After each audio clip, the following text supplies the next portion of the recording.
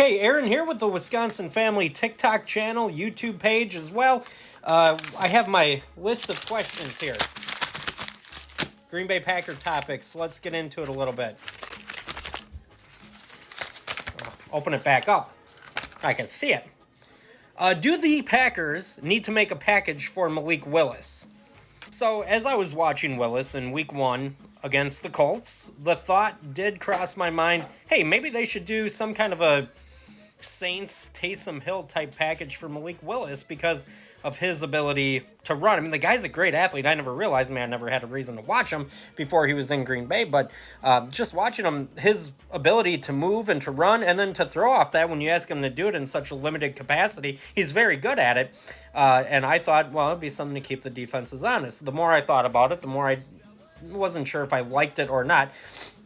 I've heard a lot of people discuss it, and many say, well, you're not going to take the ball out of the hands of Jordan Love. Makes sense, right? Highest paid quarterback in the NFL. He's by all intents and purposes, your offensive MVP. So, of course, you're not going to take the ball out of his hands. Willis is an extremely talented guy. I don't think you want to take the talent that he has and the skill sets that he has and just cast it aside because we can't take snaps away from Love. Okay, don't take snaps away from Love.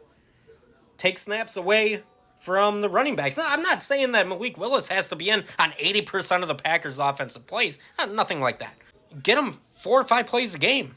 That's it. That's it. You don't steal a single pass away. Don't steal a single read option away. Don't steal a single solitary thing away from Jordan Love.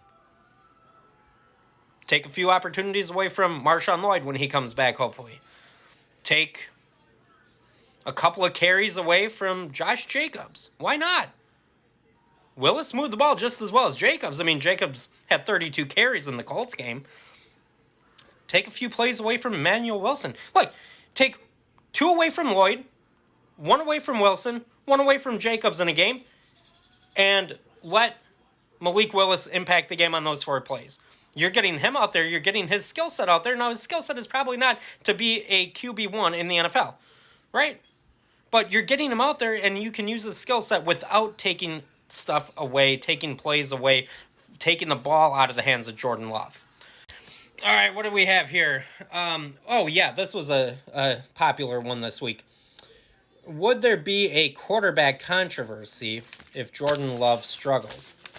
Now, the possibility of Jordan struggling is real. A, he's coming off injury. B, by nature of coming off the injury, he's bound to probably have a little bit of rust. And C, you're going up against a tough defense, a well-coached defense, and a good defensive coordinator who is no doubt going to throw everything he can at Jordan Love to try and test him coming off of this injury. It's not going to be an easy week for Love. So it is 100% conceivable that Jordan Love could struggle in this game. The question is, would there be a quarterback controversy? My answer to that is, hear me out. My answer to that is, among some people, there would be a quarterback controversy. Should there be one? No, absolutely not. But some people look very surface level, and they see such a scaled back game plan for Malik Willis over the last 2 weeks, and they see him execute that well.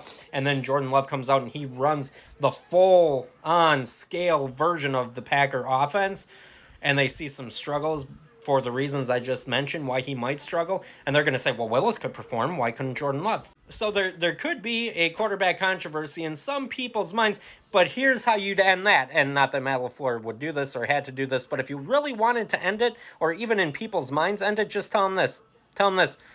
Take off the kid gloves from Malik Willis. Give him the exact same expectations and the exact same game plan that Jordan Love has, and then stack those two up next to each other and see if we have a quarterback controversy anymore. Because even if Jordan Love isn't at his best, even if he's rusty, even if he's going up against a really good defensive coordinator, he would run circles around Malik Willis trying to run the exact same game plan. Guarantee it. The next one that I really like, trade Malik Willis for a draft pick. Maybe you could get a 3rd-round pick for him. Yes.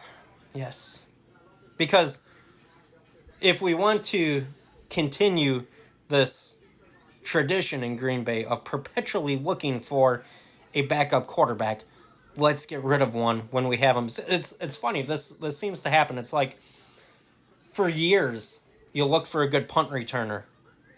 Oh, we got to get a good punt returner. Got to get a good punt returner. You haven't had one since Allen Rossum.